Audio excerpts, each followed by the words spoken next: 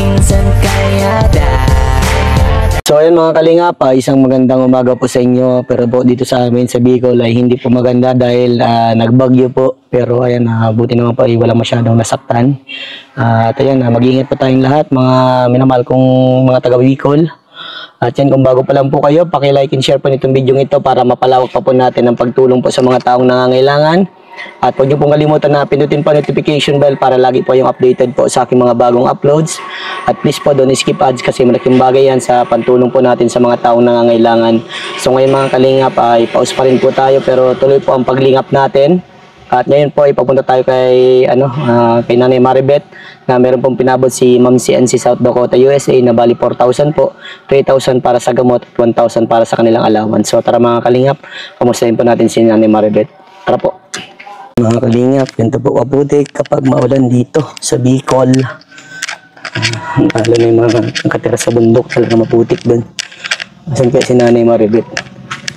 Nay Maribeth! Ay grabe, sira na yung bahay nila. Asan si Nanay Toy? Ay, yun si Nanay. Nandun kay mama niya nakahiga. Kasunstay natin mga kalingap, kawawa man. Tungkod na si Nanay. Kawawa man. Tungkod na si Nanay. Nay, parang nanghina ka po Nalabas pa lang akong ospital. Lalabas ka pa lang po sa ospital. O ano pong findings, Nanay? Tatlong klase. Nay. Kung mga medical ko dyan. Ano pong nararamdaman niya, Nay? Bulo at saka puso ko. Nahilo ka po sa puso niyo po. Ano pong sabi ng doktor, Nay? Wala man sinabi. Ewan ko dyan sa mga bantay ko. Wala ko po sa sinabi. Kung may medical ko doon, saka yung resita. Ayan, dito si Henner. Ano po ka dyan, Henner? Medical ko sa kay resita. Saan? Resita ko na sa inyo, baga.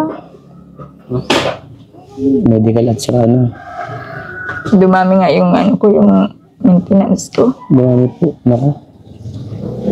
Grabing pagsubok na yan. Nasira pati yung mo, gawa ng bagyo. Tutulo na natin sa loob. Tutulo na din pa sa loob.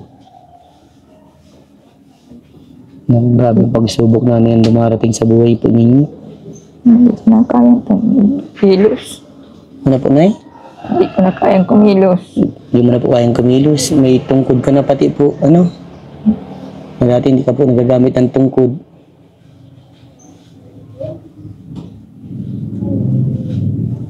Grabe ang paghina ko ngayon. Grabe na po paghina. Pero yung pag-maintenance po ng Parkinson nyo, nag-iinom pa rin po kayo, wala na. 4 na beses isang lako. 4 na beses. Sinabi niyo po ba yun sa doktor na meron dapat pa akong inom o hindi? Ay, nakalagay doon sa ko. 4 na beses daw po sa maghapon. Resita.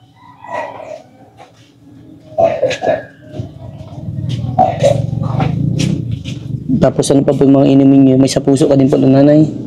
Meron siguro doon saka yung sa acid. Sa acid po. Meron akong pampakalma. Pampakalma. Kasi hindi pwedeng pag ako nag-chill. Kailangan yung ulo ko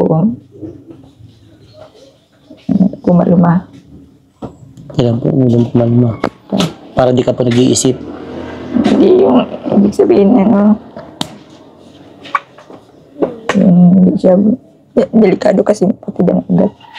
Kasi na-high blood ako. Nasaan? Kamusta daw siya? Bisita? Ano sabi sa inyo yung doktor? Ano kay mama mo? Ano daw po, yung brain daw po natin na hindi daw po sa kanya nagpapangsyon, yung nagpapagalaw sa ating katawan. Alin daw, nasa left or right? Ayun pa.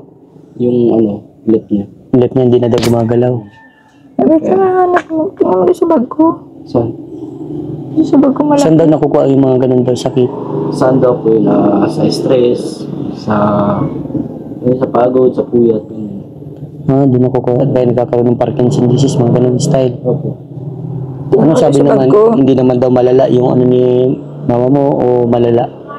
Yung Parkinson daw po niya, parang nagtaas ang level na ano. Mas lalong lumala. Yung po sabi sa akin ng doktor. Yung sa puso niya, kung sabi niya, wala mang problema sa puso. Wala naman po. Ang sabihin lang talaga po niya. Brain. Ano daw, piling maging solusyon dun. Yun lang po, yung maintenance niya, tapos tama pa niya. Tama pa niya. Hindi na pwedeng mapagod. Hindi na rin mapagod. No. Dahil pala yung nanay sa stress na eh. Siguro stress ka dati nanay.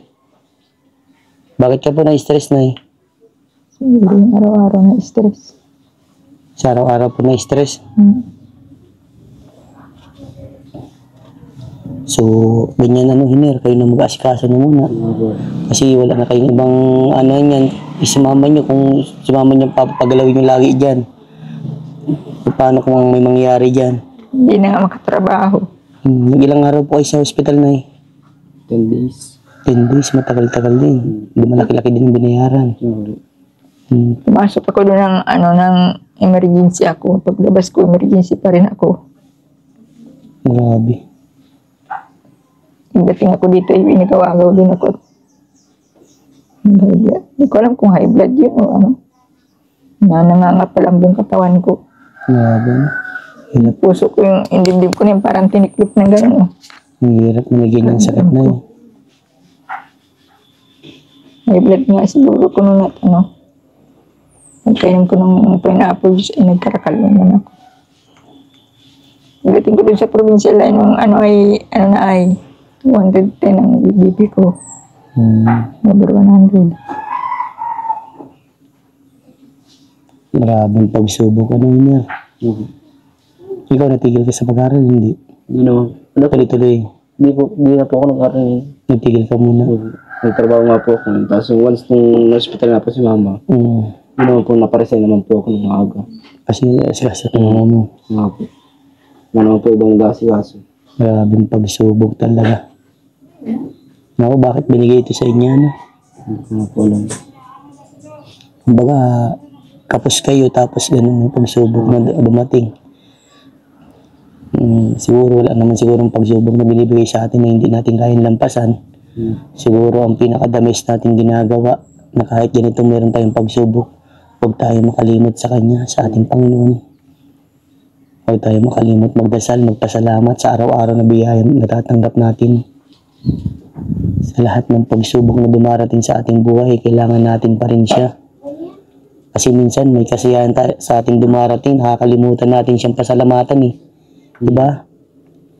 Kaya ito yung bagay na dapat nating tandaan.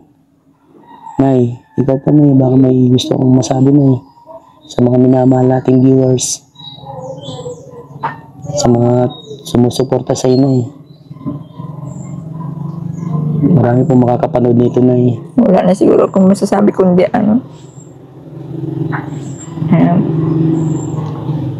pasalamat na lang sa kanila kasi hanggang ngayon na ito sila sa ko na sumusuporta sila at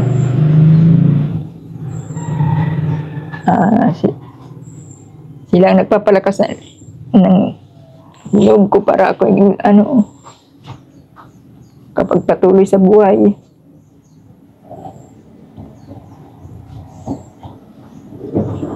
Kaya sana man ay huwag kayong magsawa sa akin sa pagsuporta. Sobra ang pagpapasalamat ko sa inyo. Sa ginagawa ng pagtulong sa akin.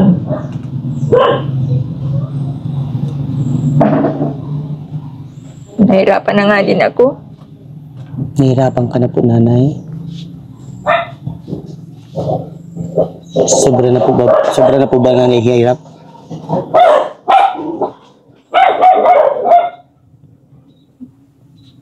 Minsan pag sinusumpong ako, parang hindi ko nakakayanin.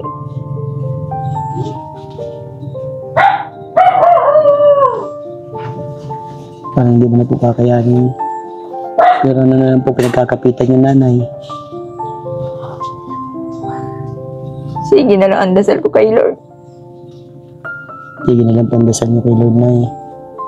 Na malampasan yung ganyang problema po, Nay. Kahit nakahiga ako dyan, sige ang dasal ko.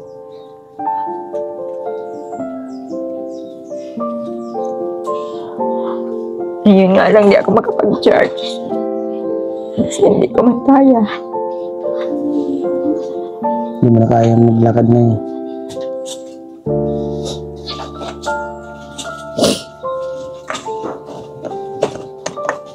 Sabi ng pastor namin ay magpahinga na muna daw.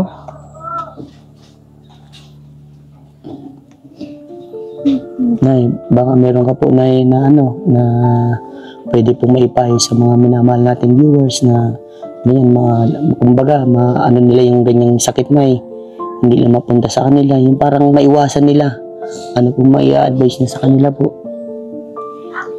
Sa mga viewers ay alam niyo kasi yung nangyari ito sa akin. Sigurong trabaho. Sobrang sipag.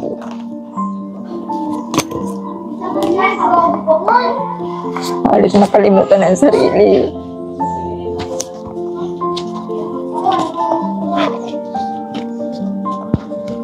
Kalimutan ang Ang sarili. kwenta, pahinga ko pagtulog sa gabi.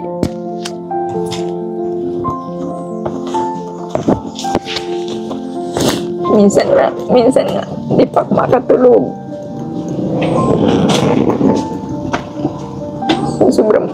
Sobrang pagod yan ako makatulog.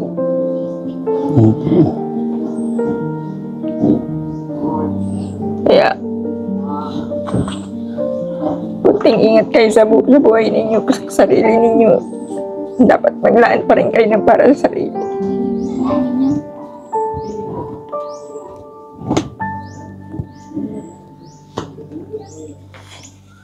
Siguro, nanay, ang kasipagan talaga, nanay, nasa ano na talaga, nanay, nasa sayo na po. Kaso lang ay Kasi noon, yung time na malakas siya. Naabuso kasi niya yung katawan niya. Trabaho ng trabaho talaga para sa pamilya, Parang talagang magulang. Ako magigipagtrabaho nun. Para hindi ko maiwan ang bahay na marumi. Opo. Madilim pa, 2:00 pa lang. Nagtatrabaho na ako niyan. Lilis na ako niyan. Opo. Para pag naihatid ko pa sa school.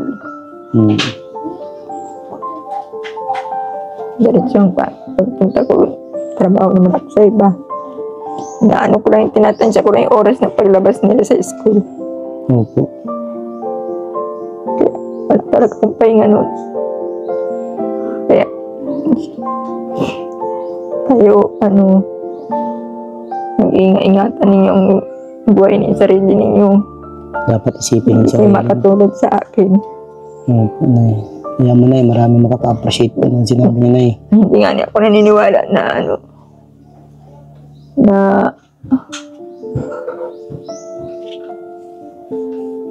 sa mga nanonood babati sa akin na wala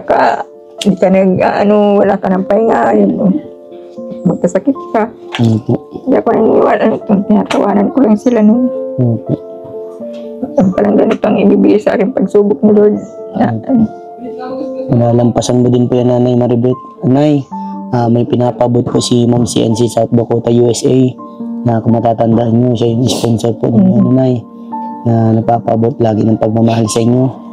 Bigay po siya ng 3,000 para sa gamot at yung 1,000 po para sa allowance yun, Nay. Ito po, Nay, bali 4,000 po yan, Nay. Yan, bilangin nyo na lang po, Nay. Yan po yan, Nay. 1, 2, 3, 4. Yan po, ay pinapabot po ng pagmamahal ng buting sponsor po ninyo. Salamat po sa iyo, sponsor namin. Para may pang allowance po kaya at pambili ng gamot po nanay. Po. Salamat po at siguro kung hindi kayo ma'am, grabe po ang tulong na ibinibigay mo po sa akin. Maraming salamat po at tuloy-tuloy ang pagtulong niyo sa akin. Sana po di kayo magsawa. At naway panalangin ko po kay Lord na ito'y bumalik sa inyo ng ng higit pa. Hindi lang sa business niyo, kundi sa kalusugan, sa buong pamilya. Sana ay malalakas kayo palagi. Hindi kayo magkakasakit. Ano natin sa buhay natin, hindi wala tayong sakit. Opo. Kaya mo nanay at makakarating po ito sa kanya po. Yung mensahe niya po. Ayan, laging kumdasal. Sabi ko, huwag ninyong bibigyan ng karamdaman ng sponsor ko dahil alam kong tanging siya lang ang kinakasangkapan niya para makarating sa akin ang tulong. Opo. Kung anay, kahit masamang pakiramdam ko, pilit pa rin pa akong tumutulong hanggat kaya nay. Para may paabot ko po yung pagmamahal para sa mga katulad po ninyo nay. At yan nay, dasal lang po lagi nanay ha. Huwag po tayo makalimot sa kanya, kaya sa ating Ang dasal. Opo, tama po yan. Kahit di ko na maibuka yung bibig ko pag ako inaatake, isip ko, nagdadasal. Sige po nay. At ako'y aalis na po nay, para makapagpahinga na din. At grabe na din yung pause, di ba? Kawawa na si Vincent. Sige na at babay na po. Palakas lang po lagi. Po. Sige.